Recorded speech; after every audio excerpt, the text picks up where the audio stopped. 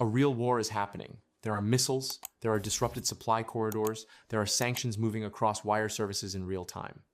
And you would be forgiven for thinking that gold was about to do exactly what gold has been sold to you as doing: hold steady, maybe rally. Be the one asset you own when everything else is in flames. Instead, in March of 2026, gold posted its worst monthly decline since 2008, worst in roughly 18 years. The metal dropped more than 14% in a single month while a live geopolitical conflict was actively unfolding. Reuters flagged it. The Wall Street Journal called it gold's worst month in more than a decade. Spot gold had hit a record above $5,500 per ounce in late January. And then, in the space of 1 month, it gave back a substantial piece of that entire run. The question most people asked was simple: what is going on? The answer is not about gold. It is about a mechanism most people have never been shown. And once you see it, you cannot unsee it. Gold has an image problem, not an asset problem. An image problem. It has been sold for decades as the ultimate fear trade. War starts, buy gold. Inflation spikes, buy gold. The dollar weakens, gold goes up. There is just enough truth in that story to make it dangerous, because it obscures the real driver underneath. Gold does not respond to fear. Gold responds to cost. Specifically, it responds to something called the real interest rate. Not the number the Federal Reserve posts after its meetings. The real rate is what you actually earn after you account for inflation. The formula is elementary. Take the nominal yield on a government bond, the 10-year Treasury, for instance, and subtract inflation expectations from it. What remains is the real rate, and that real rate is gold's actual counterpart, the one that matters. The real variable. Here is why that relationship exists. Gold pays nothing. It earns no coupon, no dividend, no yield of any kind. When you hold gold, you are choosing to hold something that produces zero cash flow instead of something that does produce cash flow. A bond, an interest-bearing account, a money market fund. That trade only makes sense when the real yield on those alternatives is low, zero, or negative. When real rates are deeply negative when holding a bond is essentially a guaranteed loss after inflation, holding gold costs you almost nothing. The opportunity cost of the decision is near zero. When real rates are positive and rising, holding gold has a real cost attached to it. Every day you hold gold instead of a yielding alternative, you are giving something up. And sophisticated capital prices that in immediately. This is the mechanism that March exposed. The conflict did not behave the way war is supposed to behave in the simple narrative. Instead of triggering a clean flight to safety, it triggered an oil shock, and that oil shock set off a specific chain of events.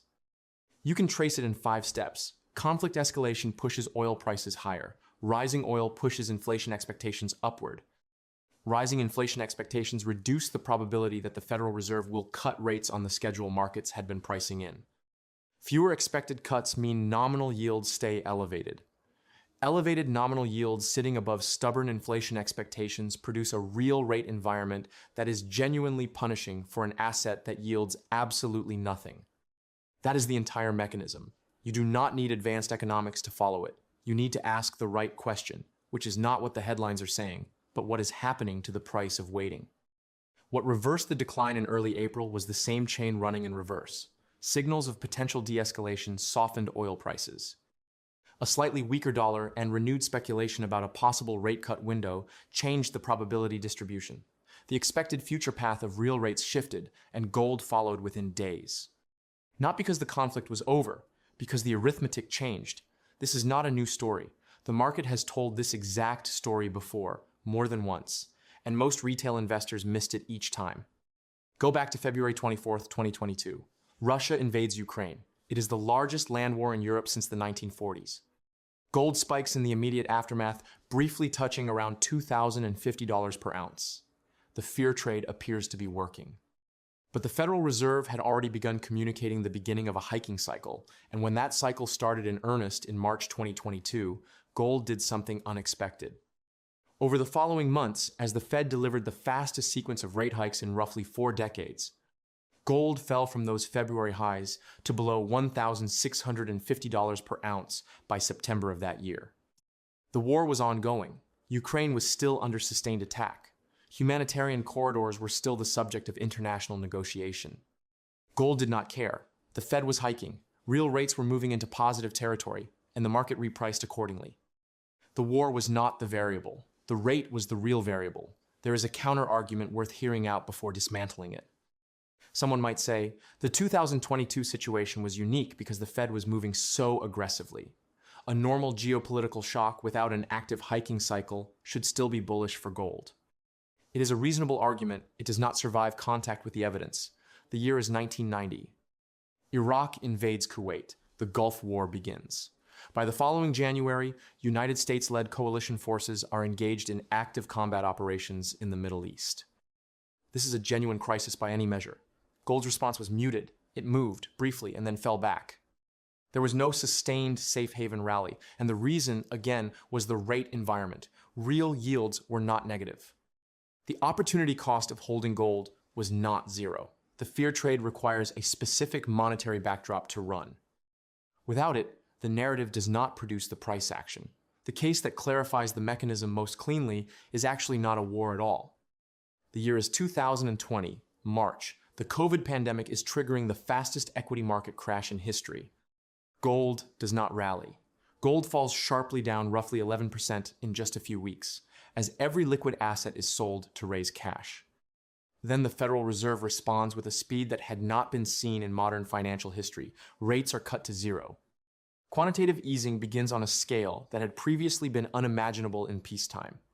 Inflation expectations rise as the purchasing power of future dollars is put into question. Real rates go deeply, genuinely negative. The opportunity cost of holding gold disappears entirely. From that March low, gold rallied roughly 70% over the next 5 months, reaching what was then an all-time record above $2,000 per ounce in August of that year. There was no war driving that rally. There was no geopolitical shock. There was only the Federal Reserve, the real rate, and the math. And the 1980s delivers the starkest version of the lesson. Paul Volcker takes the Federal Reserve chairmanship in 1979 with a mandate to break inflation. He drives nominal rates to extraordinary heights. Inflation is still elevated, genuinely uncomfortable by any standard, but Volcker drives nominal yields so far above inflation that real rates turn significantly positive. Bonds are producing extraordinary real returns, and gold, which produces nothing, cannot compete with an environment where the cost of holding it is so high. Gold loses more than half its peak value over the course of that decade, not because the world became peaceful, not because inflation disappeared, but because the real rate made holding gold an expensive choice. The pattern repeats. The mechanism is consistent. The retail story is not. Now consider what actually happened in the run-up to March of 2026, because the context matters enormously. Gold had been on one of the most extraordinary multi-year runs in its modern history. From trading around $2,000 per ounce in early 2023, the metal had climbed relentlessly past 2,500, past 3,000, past 4,000, into record territory above $5,500 per ounce in late January of 2026. That rally was not driven by war. It was driven by one central expectation, that the Federal Reserve, having finished its hiking cycle, would cut rates progressively through 2025 and into 2026. Bringing real yields down and making the opportunity cost of holding gold low and then lower. That expectation was baked into every dollar of the $5,000 plus price. When the conflict hit and oil moved, that expectation became uncertain. The rate cut timeline that justified $5,000 gold started to look unstable. The market did not wait for a formal announcement. It repriced immediately. And the 14% March decline was the market updating its model. By April 1st, spot gold had recovered to near $4,780, $4 per ounce, after 4 consecutive daily sessions of gains, not because the conflict had resolved, but because the rate cut probability shifted back toward the more accommodative scenario. Here's the part that the headline narrative almost entirely missed. Central banks were not panicking. While retail investors were processing the decline through the lens of the safe haven narrative, asking why gold had failed, whether the asset had changed, whether the rules were different now, the institutions that manage national balance sheets were doing what they have been doing consistently for several years. The World Gold Council tracks official sector purchases in its quarterly gold demand trends reports. Central banks as a group bought over 1,000 tons of gold in 2022. They bought over 1,000 tons. Again, in 2023, the pace remained elevated through 2024. China's People's Bank of China has been accumulating consistently across periods of both rising and falling prices. Poland's central bank has publicly stated its ambition to raise gold to roughly 20% of its national reserves.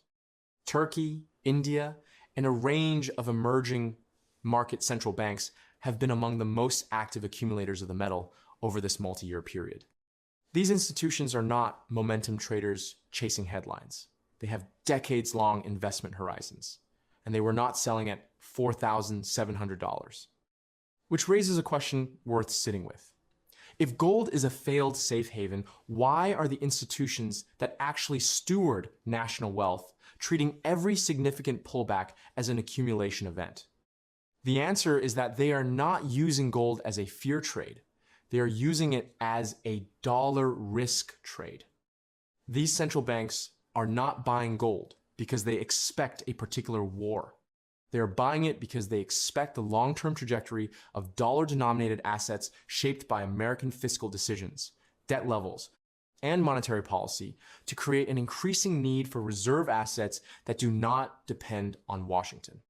The retail safe haven narrative and the institutional reserve diversification narrative are not the same thesis. They do not run on the same clock. And in March of 2026, they pointed in opposite directions. One final layer deserves honest attention because it explains the severity of the decline and the speed of the recovery in a way that pure macro analysis cannot fully account for. A significant and growing portion of gold exposure in modern markets does not sit in allocated vaults. It sits in exchange-traded funds.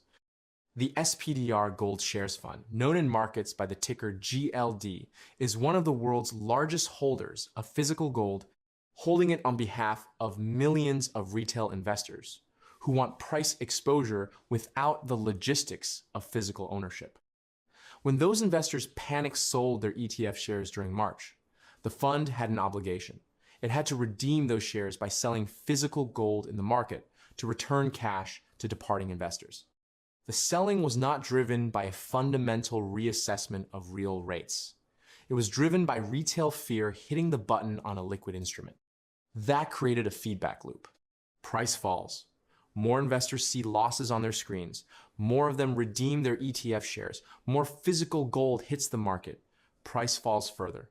The next wave of investors panics. The World Gold Council publishes weekly ETF flow data, and during March, the outflows were substantial. The technical selling amplified the fundamental macro signal and produced a decline that was, for several weeks, steeper than the underlying rate arithmetic alone would have justified. Here is the counter-argument to the counter-argument. Some will say, if the decline was partly technical rather than fundamental, that makes it even harder to time. You cannot know when the redemption wave exhausts itself. That is mostly true, but the outflow data is public. The weekly figures are available. And historically documented across multiple stress events in S&P Global Commodity Intelligence Analysis, the peak of ETF outflows tends to precede price stabilization, not follow it. Not because of any mystical reversal signal, but simply because forced selling has to end before price discovery can resume on fundamentals. The April recovery began when the redemption pressure had largely cleared. The investors who understood the dynamic were buying into the last week of panic. The investors who were still operating on the safe haven story were selling at the low. Before the close, there is a practical dimension worth being precise about, because this topic touches real decisions that people are actively making with real money. This is not financial advice, and nothing here should be treated as a recommendation to buy or sell any asset. What follows is a framework for thinking, grounded in institutional research and historical data. The first principle is this. The directional indicator for gold is not the news cycle. It is the real yield on Treasury inflation-protected securities TIPS bonds. The real TIPS yield is published publicly by the Federal Reserve through its H15 statistical release and by the United States Treasury directly. When the real TIPS yield is rising, gold faces a structural headwind because the opportunity cost of holding it is increasing. When the real TIPS yield is falling towards zero or below, gold has a structural tailwind. The relationship is not mechanical, and it is not perfect. Other factors, including central bank demand, currency dynamics, and technical positioning, can create short-term divergences. But the Bank for International Settlements and Academic Research, published through institutions including the National Bureau of Economic Research, have documented this correlation across multiple decades. Watch that number before you watch the headlines. The second principle: central bank buying can absorb selling pressure, but it does not prevent rate-driven or technically driven declines.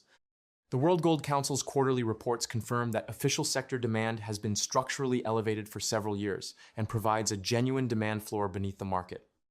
That floor matters more over long horizons than over short ones. If your time frame is months, the real rate signal will dominate your return. If your time frame is a decade, the reserve diversification argument that central banks are acting on becomes increasingly relevant to the picture. The third principle: ETF flow data is a real-time sentiment gauge. When outflows from gold ETFs are large and sustained, measurable on a weekly basis, through World Gold Council publications and through Bloomberg data on total ETF holdings, it is typically a signal that retail panic is still working through the system. The outflow peak frequently precedes stabilization, not because of any automatic reversal, but because technically driven selling has a finite supply and exhausts itself. Watch the outflow rate before you interpret a price decline as a fundamental verdict on gold. 3 numbers: real TIPS yield, official sector flow data, ETF redemption rate. Those 3 tell you substantially more than any single headline. So here is the full picture. A real conflict happened.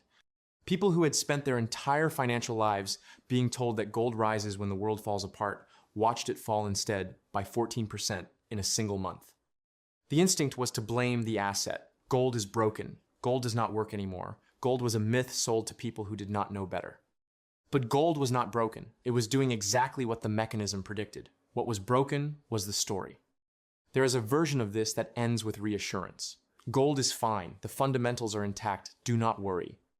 That would be dishonest. The honest version is harder and considerably more useful. Gold is a real rate instrument that has been successfully marketed as a fear trade. Its price is primarily a function of the opportunity cost of holding zero-yield metal relative to yielding alternatives. War can move oil. Oil can move inflation. Inflation can move rate expectations. Rate expectations can move real yields. Real yields move gold, but the chain has to pass through the real rate variable. Without that step, there is no durable price effect. The investors who understood that in March did not panic. They watched the TIPS yield. They watched the ETF redemption data. They waited for the outflow rate to peak, and they were buying the same week most retail investors were selling. The investors who operated on the fear trade story got the direction exactly wrong. That is not bad luck. That is a model error. And model errors in financial markets have a cost that shows up precisely in the form of a 14% move against your position during a month when you were certain the thesis was playing out. The question this leaves you with is not whether gold works. It is whether the model you have been using to understand gold is actually the model the market uses. Because in this environment, and in the ones ahead of it, the gap between those 2 models is not a small number. If you found this useful, please subscribe and hit the notification bell. The algorithm works against channels like this one without it, and videos like this take real research to produce.